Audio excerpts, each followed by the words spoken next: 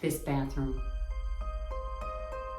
was gross when we bought the house. Gross, gross. Wouldn't wish it on my worst enemy. Gross. Bathroom, and I'll show you this kind of bump out here is actually into the garage. That's the bathroom there. This square to here. So this was the original pool bath. You got dirtier going in than you got coming out. Gross.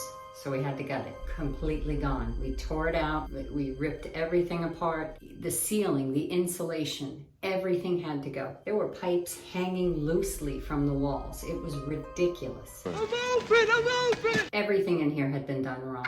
The first thing you want to think about is who it's for and how they're going to use it. The next thing you want to think about is the budget and the constraints of the project. So what am I allowed to do and how much can I afford? And the last thing is timing and availability. So how can you fit it in your life? How can you fit it in a contractor's availability or materials being available? You want to think about the client and their needs and wants, and that the client is me. So the needs and wants were pretty clear. It's a pool house. It's gonna see a lot of traffic, a lot of guests, a lot of friends, a lot of wet bathing suits, but it also has another purpose. And it may be Graham's home. She's 80, she's fighting it. So we wanna make sure that she has a place that's going to allow her to age gracefully in place. There's a few things we did here to make it more universally designed or ADA friendly in the future. The first of which is there's no threshold. So the LVP flooring goes right into the tile, and this is a 3-foot door, 36 inches. You have plenty of access.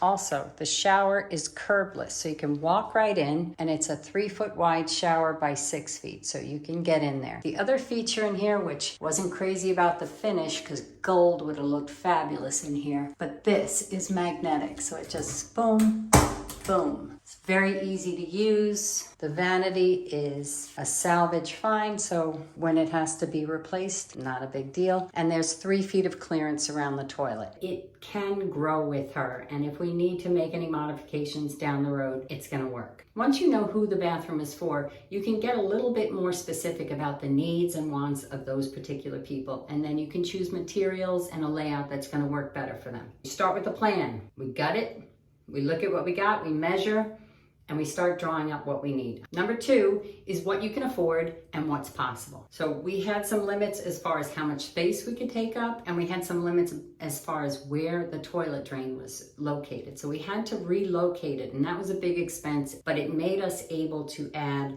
more storage, a larger vanity, which was really important. And we needed the space around a toilet. We didn't want a tight one in case we needed to have better accessibility there. Now, as far as the budget goes, I knew the plumbing in this bathroom was going to be one of the big hits because I wanted to move the toilet so that we had a full 36 inches around the toilet, and then it would allow us to get a bigger vanity in here and a stall shower that you could roll in if you needed to eventually. And it's just spacious and nice to have for everybody else. So I drew it up.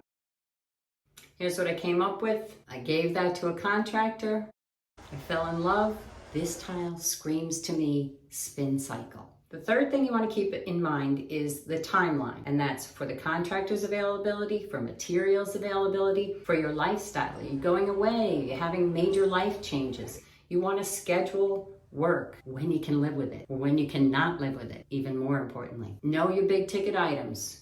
It's going to be your faucets, your vanity, your tile, all of those things. Start budgeting for them. Get a rough idea what it goes for. The minute I found this tile, I was done. I didn't have to look anymore. The lovely salesperson at Floor & Decor shattered my plans when I saw this, and she found the coordinating tile for the floor, runs all the way through the space. Bing, bang, boom, done, easy. Don't overthink it. When you're buying tile, you want to remember how much you like to clean and how much you like to fall. You want to keep smaller tiles or tiles that are going to have grout so that you get that grip resistance. It really doesn't have any purpose at all, and it's just annoying and gets dirty, except on the floor where it keeps you from breaking your ass. So you want to use smaller tiles on the floor so that it gives you more of a slip resistance when it's wet. Big shiny tiles on the floor, bad idea. These would send you to the hospital, but the tiles on the floor, it has a grittier matte finish in a smaller profile tile with lots of grout,